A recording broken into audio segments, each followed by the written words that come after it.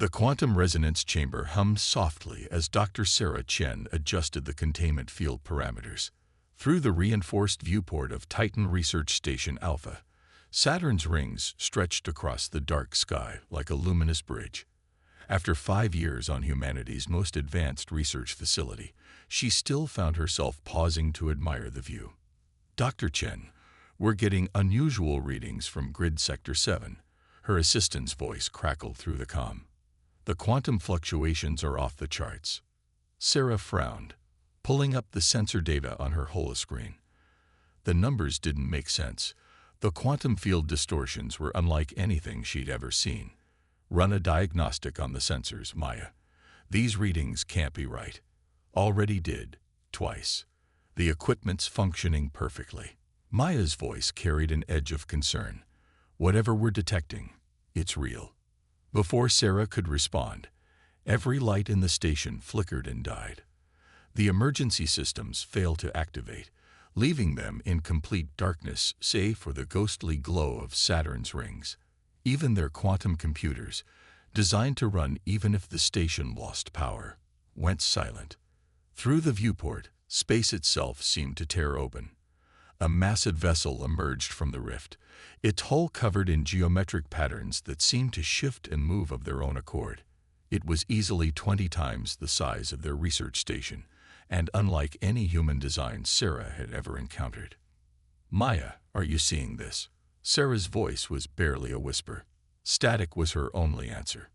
The alien ship's surface rippled, and a beam of violet energy lanced out, passing through the station's hull as if it wasn't there. Sarah tried to move, to run, but her muscles wouldn't respond. The violet light enveloped her, and the world dissolved. She materialized in a chamber that defied physics. The walls seemed to fold in on themselves in impossible ways, creating patterns that hurt her eyes if she looked at them too long. The air felt thick, almost liquid, and carried a metallic taste. 3 figures stood before her, their bodies tall and angular. Their skin was like flowing mercury, and their eyes were deep pools of swirling darkness. They wore what appeared to be living armor that pulsed with its own rhythms. "Subject secured," one of them said in perfect English, its voice a harmony of multiple tones speaking at once. "Begin evaluation protocol." "Wait," Sarah managed to say, fighting against the paralysis that still gripped her body. "I'm Dr. Sarah Chen, lead quantum physicist of the Titan Research Station. We can talk about this. Whatever you want to know."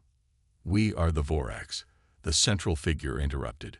"We have watched your species develop for centuries, waiting for the right moment to begin our evaluation. You should be honored. Only species with potential are chosen for testing." Testing. Sarah's scientific mind raced to process everything she was seeing, even as fear clawed at her throat. What kind of testing? The Vorax's liquid metal face rippled in what might have been amusement. "We advance through understanding. Understanding comes through pain. Your species has shown remarkable cognitive adaptation under stress. You will help us understand how to harness this trait." Sarah tried to speak again, but her words turned to screams as the first wave of agony washed over her. Through the pain, she noticed something strange. Her mind wasn't just processing the pain, it was changing, expanding. New neural pathways formed as the Vorax's machines forced her brain to evolve at an accelerated rate. In orbit around Earth, Admiral Helena Martinez stood on the bridge of the EFs at Hyperion, watching the sensor feed from Titan. The massive ship, hidden beneath layers of quantum camouflage, was just one of thousands humanity had built in secret over the past 2 centuries. "They took the bait," her XO, Commander Jackson, said quietly, "just like the Artemis Protocol predicted they would." Helena nodded grimly. The loss of Dr. Chen was a calculated risk, one that had been centuries in the making. Ever since the discovery of the predecessor artifacts in 2157, humanity had known this day would come. They had prepared accordingly, building a fleet unlike anything the galaxy had ever seen. "Begin Phase 1, Helena ordered. "Alert all hidden fleet elements, and get me a secure channel to the Security Council. They need to know. The Vorax have finally shown themselves. As the orders went out, Helena looked at the image of the Vorax ship on her screen. They thought they were testing humanity, but they had it backwards. Humanity had been waiting for them, preparing for this moment for generations. "Hold on, Dr. Chen," she whispered. "The rescue fleet is coming, and we're bringing enough firepower to make the Vorax regret ever laying eyes on Earth." Deep within the Vorax ship, Sarah's mind continued to expand, driven by their twisted experiments. But as her consciousness grew, she began to understand things the Vorax hadn't intended. Their technology, their weaknesses, their fears. They thought they were creating a test subject, but they were forging something else entirely. A weapon that would help humanity bring their entire empire crashing down. The first part of humanity's greatest battle was about to begin, and the Vorax had no idea they'd just made the biggest mistake in their 50,000-year history. Deep beneath the Pacific Ocean, in a chamber known only to a select few, the Earth Defense Council convened an emergency session. The holographic displays showed the Vorax vessel near Titan, while another screen displayed the neural telemetry from Dr. Chen's quantum implant, standard issue for all deep space researchers, though the Vorax hadn't detected it. Admiral Helena Martinez stood before the assembled leaders, her dark eyes reflecting the blue glow of the holograms. The predecessor archives warned us this would happen. The Vorax systematic testing of lesser species has been going on for 50 millennia. They identify civilizations on the brink of quantum technological breakthroughs, then capture and torture their brightest minds to force rapid cognitive evolution. And we let them take Dr. Chen. The Chinese representative's voice was sharp with anger. "We didn't just let them take her." Commander Jackson stepped forward, pulling up new displays. "We made sure they would. Dr. Chen volunteered for this mission 5 years ago. Everything about Titan Station was designed to attract their attention. The quantum research, the isolated location, the apparent vulnerability." The room fell silent as Jackson revealed the next set of images. They showed massive shipyards hidden in the heart of gas giants, beneath the ice sheets of Europa, and in pocket dimensions throughout the solar system. Each facility was producing vessels that dwarfed anything humanity had publicly revealed to the galaxy. The Artemis Protocol wasn't just about preparing for the Vorax, Helena continued. It was about making sure that when they came, they'd underestimate us completely. Every piece of technology we've shown to the galaxy has been carefully crafted to appear centuries behind our actual capabilities. The Indian representative leaned forward. "How many ships do we actually have?" Helena's smile was grim. "The public knows about our defense fleet of 500 ships. The actual number is closer to 200,000 dreadnoughts, each one equipped with weapons reverse-engineered from predecessor technology. We've had 2 centuries to prepare, and we've used every second." New alerts flashed across the screens. The Vorax ship was broadcasting something. A transmission meant for Earth. The council chamber grew darker as the message began to play. Dr. Chen appeared on screen, strapped to some kind of examination table. Despite the visible signs of torture, her eyes were alert, almost burning with intensity. The Vorax scientist beside her spoke in its multi-tone voice. "People of Earth, witness the price of advancement. Your species has shown remarkable potential, but you must learn your place in the grand order. Submit to Vorax authority, and we will guide your evolution. Resist, and we will extract what we need through less pleasant means." Helena noticed something in Dr. Chen's eyes, a pattern of blinks. Morse code. She decoded it instantly. "They don't know DCESS or TCH in their ships. Weakness found. They're broadcasting this across the entire sector," Jackson reported. "Standard Vorax intimidation tactics." Helena turned to the council. "We need unanimous approval to launch Operation Starcross. The moment we reveal our true fleet, there's no going back. The galaxy will never be the same." The council leader stood. She was an elderly woman from Nigeria, her face bearing the weight of generations of preparation for this moment. 200 years ago, When we found the predecessor ruins on Mars, we learned that humanity wasn't alone in the universe. We also learned that the galaxy was far more dangerous than we'd imagined. Everything since then, the unified Earth government, the secret fleet, the carefully crafted appearance of technological inferiority, it was all for this moment. She looked at each council member in turn. The vote must be unanimous. Do we reveal humanity's true power and end the Vorax terror once and for all? One by one, the hands went up. There was no hesitation, no debate. 2 centuries of preparation had led to this moment. Helena's quantum communicator chimed. It was a message from the fleet hiding in the Kuiper Belt. Vorax reinforcements were arriving, thousands of ships responding to what they thought would be a simple subjugation of a primitive species. Perfect, Helena said. They're bringing their entire fleet, just as the Artemis Protocol predicted. She opened a channel to all hidden fleet elements. This is Admiral Martinez. Operation Starkros is now active. All ships, emerge from quantum concealment. Show them what humanity can really do. Throughout the solar system, space itself seemed to ripple and tear. Massive ships appeared from their quantum hiding spaces. Black vessels larger than cities, their hulls covered in patterns of shifting light that mimicked the predecessor designs. Humanity's hidden fleet was revealing itself at last. On the Vorax command ship, the High Observer watched in disbelief as their sensors detected more and more human vessels. Impossible, it whispered in its harmonic voice. They couldn't have hidden this from us. They don't have the technology. The last thing it saw before the battle began was a message from Earth, broadcast on all frequencies. You should have learned from the predecessor's archives. Never judge a species by what they show you. Let us demonstrate what humanity can really do. The greatest space battle in human history was about to begin, and for the first time in 50,000 years, the Vorax were about to face an enemy they hadn't underestimated. They were about to learn why the predecessors had chosen humanity as their heirs. Commander David Okonjo stood on the bridge of the EFS Shadow Leap, watching as the massive battle unfolded across the solar system. His stealth cruiser, designed specifically for deep penetration missions, waited in the quantum shadow of Saturn's rings.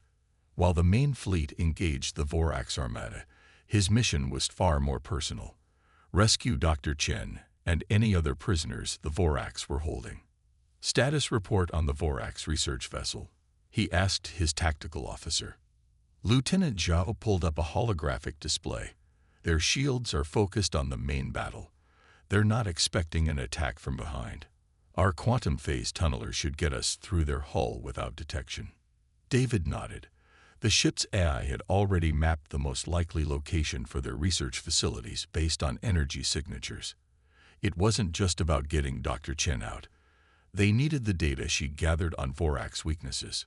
Strike team, prepare for quantum insertion, David announced over the ship's comm. 20 soldiers in advanced phase shift armor assembled in the deployment bay. Each suit could shift partially out of normal spacetime, allowing them to pass through solid matter at will. Through the main viewport, the battle was reaching incredible proportions. Earth's hidden fleet had completely surrounded the Vorax forces. The alien ship's energy weapons, advanced as they were, seemed to have no effect on human vessels. 2 centuries of studying predecessor technology had given humanity defenses the Vorax couldn't comprehend. Sir, Zhao called out suddenly, I'm detecting massive energy fluctuations from the research vessel. They're trying to initiate a quantum jump. They're running, David said grimly. Initiate Operation Starbreak. Now. The Shadow Leap's engines hummed to life, its quantum drive engaging. Unlike normal ships that had to travel through space, this vessel could create corridors through quantum space itself. They appeared inside the Vorax ship's quantum bubble, just as it was preparing to jump. All teams, deploy, David ordered, leading his strike force through the quantum tunneler. They emerged inside the Vorax vessel's main corridor, their phase shift armor allowing them to bypass all internal defenses. The ship's interior was a nightmare of non-Euclidean geometry, with corridors that seemed to fold in on themselves. But their suit's eye could make sense of it, mapping a direct route to the research section. They encountered the first group of Vorax guards at a security checkpoint. Before the aliens could even register their presence, the strike team had phased through the floor and ceiling, surrounding them. Their weapons fired quantum-locked stun fields, designed specifically to affect Vorax physiology. Research section ahead. Lieutenant Zhao reported through the comm. "Sir, I'm detecting multiple life signs, not just Dr. Chen." They breached the main laboratory door to find a scene from a nightmare. Dozens of containment cells lined the walls, each holding beings from different species. Some were crystalline entities, others seemed made of pure energy, and some were so alien human minds could barely process their forms. And there, in the central chamber, was Dr. Sarah Chen. She was connected to a massive machine, its design a twisted merger of Vorax and predecessor technology. But something was wrong, or perhaps very right. The machine wasn't just torturing her anymore, she was controlling it. "Commander Okanjo," she said, her voice carrying harmonics that hadn't been there before. Right on schedule. The Vorax scientists in the room hadn't even had time to react. They stood frozen, held in place by their own technology. "Dr. Chen," David approached carefully. "Are you all right?" She smiled, and for a moment her eyes seemed to hold the same swirling patterns they'd seen in predecessor artifacts. Better than all right. Their machine worked exactly as they intended, just not for them. "My mind has evolved beyond what they thought possible. I can see the quantum structure of reality itself now." She turned to the other prisoners. They'd been doing this for thousands of years, taking the brightest minds from countless species, torturing them until their brains evolved new neural pathways. But they never understood what they were really creating. With a thought, she deactivated all the containment cells. The prisoners emerged, many of them showing signs of the same evolutionary changes she had undergone. "We need to get you all out of here," David said, but Sarah shook her head. "Not yet. First, we need to access their central database. The Vorax have been gathering the evolved minds of countless species, but they never realized they were following a plan laid out eons ago. The predecessors didn't just vanish. They seeded the galaxy with the tools for their return. And now, thanks to the Vorax's own arrogance, they've created exactly what the predecessors were waiting for, beings capable of understanding and using their legacy." David's quantum communicator crackled with Admiral Martinez's voice. "Commander, the Vorax fleet is regrouping.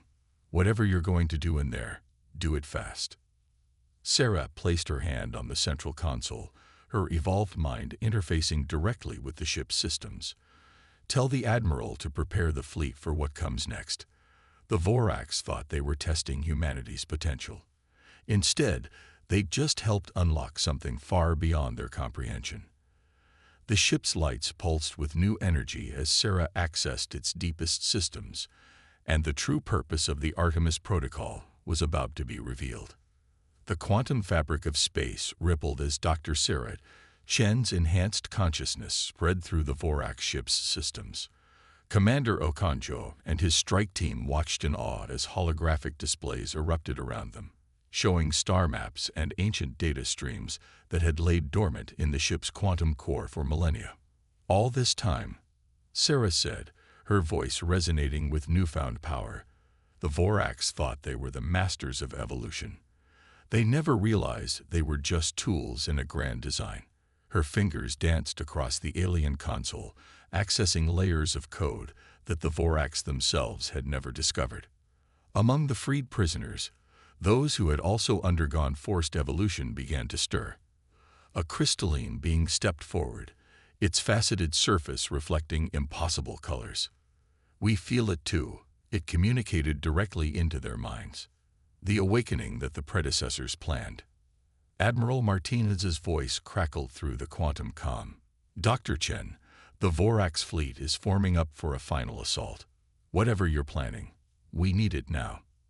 Sarah turned to David, her eyes swirling with quantum energies. "The predecessors didn't just leave us technology, Commander. They left us a choice. Through the Vorax's torture, they inadvertently created what the predecessors called quantum conscious beings, minds that can perceive and manipulate the fundamental forces of reality. The ship's walls seemed to pulse with new energy as Sarah accessed deeper levels of its systems. Holographic displays showed the positions of humanity's hidden fleet, now fully revealed and engaging the Vorax Armada. But there was something else, something hidden in the quantum substrate of space itself. The Artemis Protocol wasn't just about building a fleet, Sarah continued. It was about reaching this moment. The predecessors knew the Vorax would continue their evolutionary experiments. They knew that eventually they would create beings capable of accessing the quantum consciousness network they left behind. David watched as new data streamed across the displays. A network? What kind of network? It spans the entire galaxy, the crystalline being communicated. We can see it now. Quantum nodes hidden in the fabric of space itself, waiting to be activated by minds evolved enough to perceive them. Suddenly, alarms blared throughout the ship. Lieutenant Jao checked his tactical display. The Vorax just launched their entire reserve fleet. 20,000 ships, all heading straight for Earth. Sarah smiled, but there was sadness in it. They still don't understand. They think this is about ships and weapons. Commander, signal Admiral Martinez. Tell the fleet to pull back to the quantum nodes we're about to activate. The real defense system is about to come online. As David relayed the orders, Sarah reached out with her enhanced mind, connecting with the other evolved prisoners. Together, they began accessing the predecessor network, their consciousness spreading through the quantum substrate of space itself. The Vorax forced us to evolve, Sarah said, her voice now carrying echoes of ancient power. But the predecessors planned for this. They knew that only through such trials would beings emerge capable of becoming their true heirs. The ship's quantum core pulsed with blinding energy as Sarah and the other prisoners accessed the hidden network. Throughout the solar system, points of light began to appear, quantum nodes awakening after millions of years of dormancy. Admiral Martinez watched from the bridge of the Hyperion as the nodes activated. All ships fall back to the designated coordinates, she ordered. Let's show the Vorax what humanity and our new allies can really do. In the research chamber, Sarah turned to David. Commander, get your team back to your ship. What happens next? What we're about to unleash? It's beyond anything even the Vorax imagined possible. What exactly are you going to do? David asked as his team prepared for emergency quantum extraction. Sarah's eyes now blazed with pure quantum energy. The predecessors didn't just leave us weapons, Commander. They left us the keys to reality itself. The Vorax wanted to force evolution. Let's show them what true evolution looks like. As the strike team evacuated, Sarah and the other evolved prisoners joined their consciousness fully with the predecessor network. Throughout the solar system, space itself began to change, responding to their combined will. The true power of the predecessors was about to be revealed, and the galaxy would never be the same. The void between Earth and Mars erupted with quantum fire as the predecessor network fully activated. Dr. Sarah Chen, her consciousness now merged with both the other evolved prisoners and the ancient system, felt power beyond imagination flowing through her enhanced mind. The Vorax fleet, advancing in perfect formation, suddenly found themselves facing something their 50,000 years of dominance hadn't prepared them for. Space itself began to move. Admiral Helena Martinez watched from the Hyperion's bridge as reality rippled around the Vorax ships. By all the stars, she whispered, what are we seeing? The answer came as waves of quantum energy pulsed from the activated nodes, where they touched Vorax vessels. The ships simply changed. Their weapon systems shut down, their quantum drives reversed, and their advanced technology began to transform. This is Dr. Sarah Chen to all Earth forces. Sarah's voice resonated through every quantum comm system. The predecessor network wasn't designed as a weapon. It was designed as a key to unlocking the next stage of galactic evolution. The The Vorax High Commander's transmission cut through all channels. "What are you doing? This is impossible. No species could control quantum reality at this level." "You never understood," Sarah replied, her voice carrying the harmonics of thousands of tortured species now freed and evolved. The predecessors didn't disappear. They didn't die out. They evolved beyond the physical realm entirely, and they left behind the tools for others to follow. Tools you accidentally helped us access through your own arrogance. Throughout the solar system, the quantum nodes pulsed with increasing power. Every Vorax ship found itself enveloped in fields of pure possibility. Their crews watched in horror as their supposedly superior technology transformed, responding to the combined will of their former test subjects. Commander David Okonjo, safely back aboard the Shadow Leap, received a private transmission from Sarah. "David, what happens next will reshape the galaxy. The predecessors left us a choice, not to destroy the Vorax, but to help them evolve beyond their cruelty." The quantum network reached its full power. In an instant, every Vorax in the fleet felt their consciousness expand. The very genetic modifications they had forced on others were now being applied to them, guided by the evolved minds of their former victims. "Feel it," Sarah broadcast to the Vorax fleet. "Feel what you've done to countless species across millennia. Feel their pain, their fear, their transformation. And feel what lies beyond it." The Vorax High Commander's next transmission was different, its harmonic voice trembling with newfound understanding. We see now. All this time, we thought we were advancing evolution. But we were only taking the first crude steps on a path the predecessors had mapped out eons ago." Admiral Martinez opened a channel to Sarah. "Dr. Chen, what exactly is happening to them?" "The same thing they did to us," Sarah replied, "but guided with wisdom instead of cruelty. The predecessors didn't want revenge. They wanted understanding. They left behind a network that could elevate all species, but it required minds evolved enough to access it. The Vorax's experiments inadvertently created those minds." The transformed Vorax fleet hung motionless in space as their entire species underwent a forced evolution, not through torture, but through the guided wisdom of the very beings they had tried to subjugate. Their Mercury-like bodies shifted and changed, their consciousness expanding beyond the physical limitations they had known. In the days that followed, the galaxy learned the truth. Earth revealed its centuries of preparation, the predecessor artifacts, and the ultimate purpose of the Artemis Protocol. The evolved beings, human, Vorax, and countless other species, began working together to access more of the quantum network, unlocking secrets that would transform civilization itself. Sarah Chen, her consciousness forever altered but her humanity intact, stood with Admiral Martinez and Commander Okonjo in the Earth Defense Council chamber 1 month later. The holographic displays showed thousands of worlds where the quantum network was awakening, guided by the combined wisdom of evolved minds. "We thought we were preparing for war," Helena said, watching the displays.